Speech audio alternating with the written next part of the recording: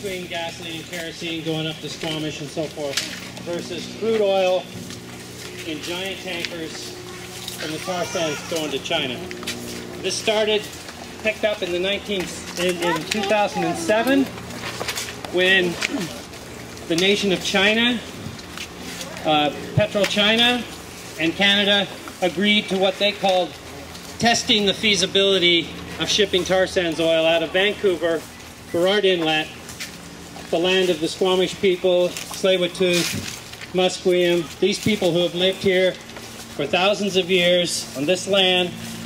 Tsleil-Waututh across the way are the people of this inlet. Their stories are on this water. Their food was on this water. They could go out there at low tide anytime throughout their history and get dinner. They can't do that now. This inlet is slowly dying. And here's their plan. Here's the plan of Kinder Morgan.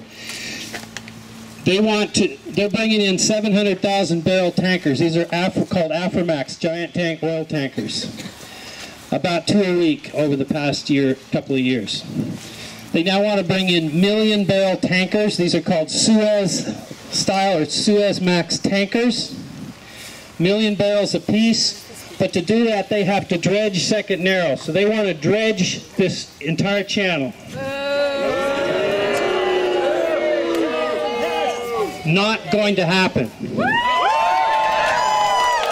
will not happen. I do not believe that the indigenous people of this land and the citizens of Vancouver and the citizens of this region are going to allow that to happen. But on top of that,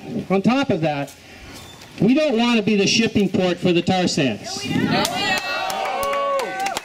I can tell you that everywhere in the world that there's a shipping port, the inlets die. They die from oil. Do you know that more oil is spilled in the world on normal operations than from these giant spills?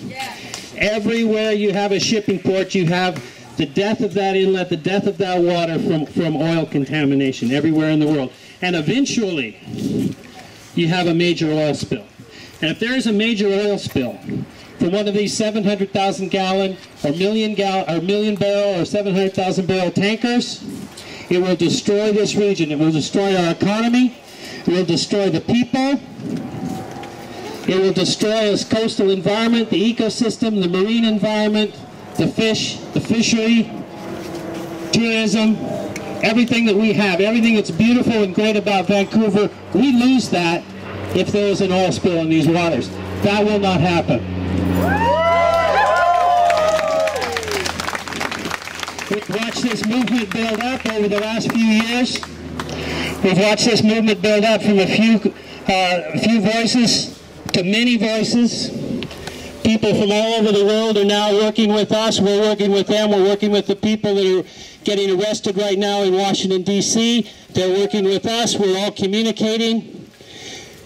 These tankers, just like that pipeline that's going to the U.S.,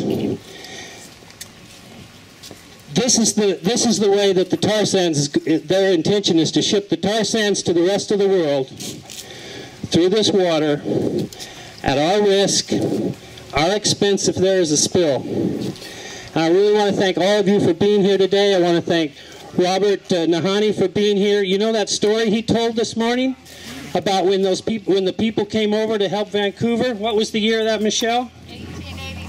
1886, when the first Europeans were here, the first white people were here. Vancouver caught on fire. The people from the North Shore, the original indigenous people, came over in their canoes, helped put out the fire, and they kept those people alive for the months after and helped them rebuild and gave them food and kept them going.